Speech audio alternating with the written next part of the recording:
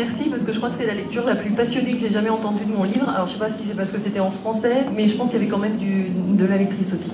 J'aime bien le livre. To be a screenwriter is to be kind of insane because it's a dangerous job.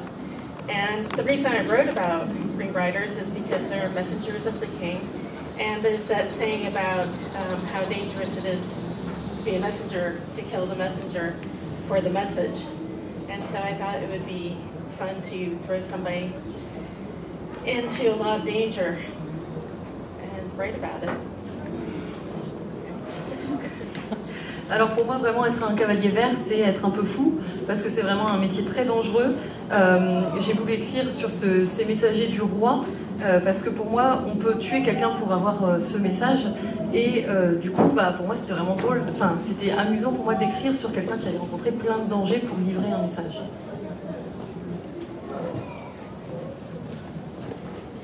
Une autre question que je voulais vous poser, Christelle Britagne, c'est justement votre amour. Alors, on regarde votre biographie, on voit que vous avez travaillé dans les parcs nationaux.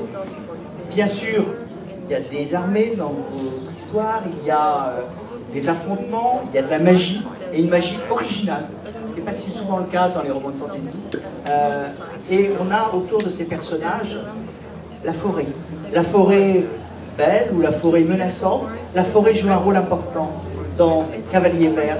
Est-ce que ça reflète ça, votre passion de garde forestière que vous avez été dans les années précédentes?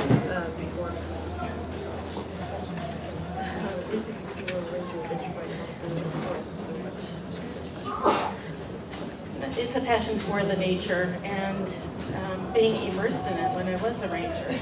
I worked for many years at Acadian National Park in Maine.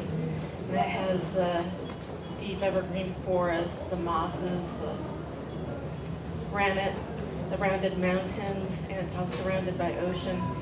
And so that really got absorbed into my soul, and naturally it came out in the writing. I also wanted to use a landscape that was not a typical generic fantasy landscape that might have been modeled after, Middle Earth or some pseudo-European type landscape. I wanted to write deeply about something I did know. And I think the details really show. Alors effectivement, j'ai une passion pour la nature en général et j'ai vraiment vécu en immersion dans la forêt à l'époque où j'étais garde forestier. J'ai passé des années dans le Maine à faire ce travail-là. Donc j'étais entourée par la forêt, par le granit, par les montagnes et l'océan tout autour. Et ça s'est vraiment imprégné dans mon âme. Et du coup, forcément, ça ressort quand je l'écris. Personnellement, je ne voulais pas avoir un paysage de fantasy classique qui aurait pu ressembler à la Terre du Milieu ou à un paysage européen, mais je voulais parler de quelque chose que je connaissais et comme ça se ressent dans les détails. And if I might add, I'm glad we're bringing up the national parks because this is the 100th anniversary of the founding of the National Park Service, and it has been said it's America's greatest idea to preserve these natural landscapes. Europe had its long cultural history and great works of art and so forth. And in America, we were a young country, but what we had was the Grand Canyon, Yellowstone, Yosemite, and all these beautiful, wild, natural places. And they're still preserved today by people carrying on the job of the park ranger. À vrai dire, je suis vraiment contente qu'on mentionne aujourd'hui les parcs nationaux aux États-Unis parce que c'est le 100e anniversaire des parcs nationaux et c'était vraiment une super idée.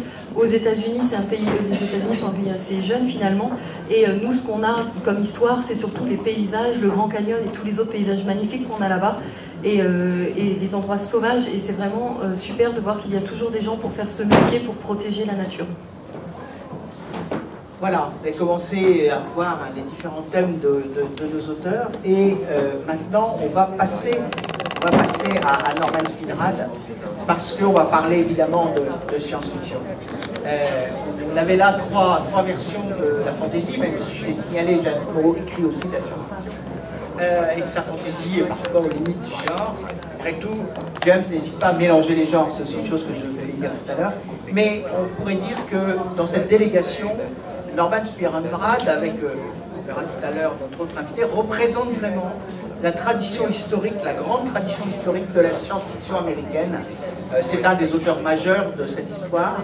C'est un des grands auteurs qui naît à la littérature, en tout cas à l'écriture, à la fin des années 60, et qui marque la science-fiction américaine par un livre réédité depuis 40 ans. Et vous allez voir, ça démarre très fort, c'est assez choquant. Il a d'ailleurs eu quelques ennuis avec la censure dans le monde anglo-saxon.